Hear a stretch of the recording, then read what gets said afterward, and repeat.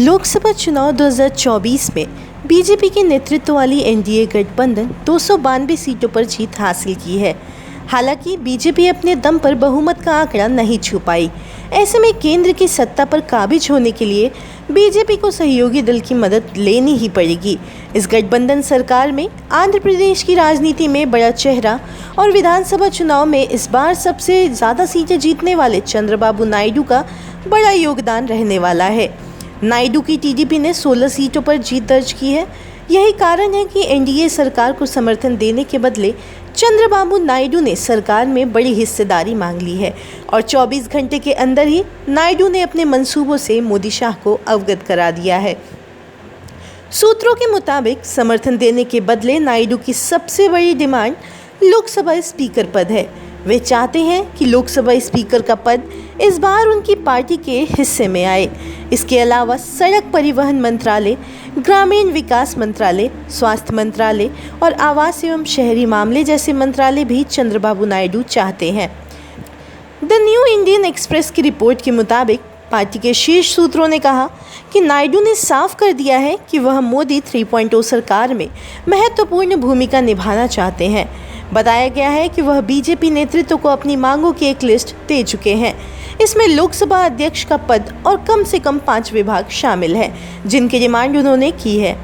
TDP ने वित्त मंत्रालय, जल शक्ति मंत्रालय जैसे विभागों को भी अपने हिस्से में लेने की मांग की है।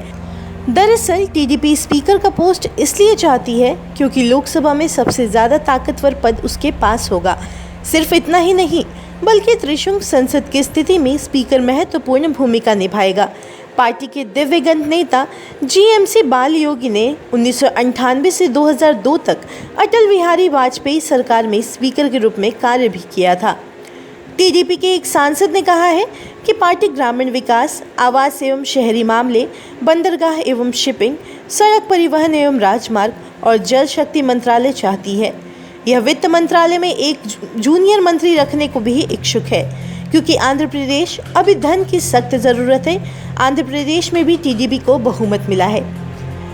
मंत्रालय में इन डिमांड्स के अलावा चंद्रबाबू नायडू आंध्र प्रदेश के लिए स्पेशल स्टेटस भी मांग सकते हैं। यह उनकी काफ़ी पुरानी मांग रही है। बता दें कि स्पेशल स्टेटस का दर्जा ऐसे राज्यों को दिया जाता है जो ऐतिहासिक रूप से देश के बाकी हिस्सों की तुलना में पिछड़े हुए हैं। इसका फैसला राष्ट्रीय विकास परिषद यानी एनडीसी लेता रहा है। तेलंगाना के अलग होने के बाद से ही चंद्रबाबू नायडू आंध्र प्रदेश के लिए स्पेशल स्टेटस यानी विशेष राज्य का दर्जा मांगते रहे हैं। इसके पीछे उनका तर्क है कि हैदराबाद के तेलंगाना के पास जाने के बाद आंध्र प्रदेश की अर्थव्यवस्था को काफ़ी नुकसान हुआ है।